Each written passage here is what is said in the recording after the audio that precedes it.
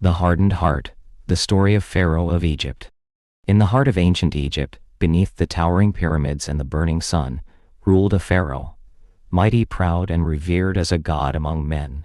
His word was law, his will unchallenged.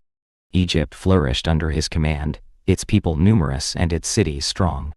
But among his subjects was a growing multitude of Hebrew slaves, laboring under the weight of oppression and crying out for deliverance.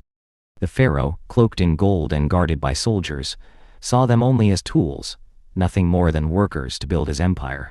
Their cries reached not his ears, but they reached the heavens. And so, God raised up a man named Moses. Moses stood before Pharaoh's throne, humble yet resolute, and declared the word of the Lord, "Let my people go." Pharaoh laughed. "Who is the Lord that I should obey his voice?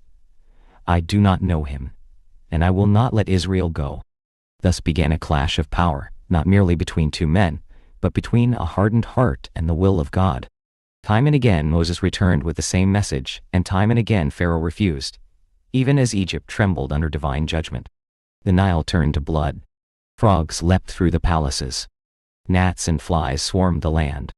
Livestock died, boils erupted, hail fell like fire, locusts devoured the crops, and darkness covered the land like a shroud. After each plague, Pharaoh's heart grew harder. Sometimes he relented, only to change his mind the moment the danger passed. He believed in his power, in the gods of Egypt, in his right to rule. He could not accept that there was one greater than he. His heart, once proud, became like stone, unyielding, blind to suffering, deaf to reason. Then came the final blow, the death of the firstborn. In the dead of night, a wail rose from every Egyptian home. Even in Pharaoh's palace the firstborn lay still. At last grief broke the stone.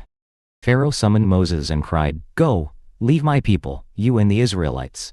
Go, worship the Lord as you have requested." But even then his heart turned once more. He pursued the freed slaves with his armies, chariots thundering across the desert sands. At the Red Sea he saw the Hebrews trapped and thought victory was his.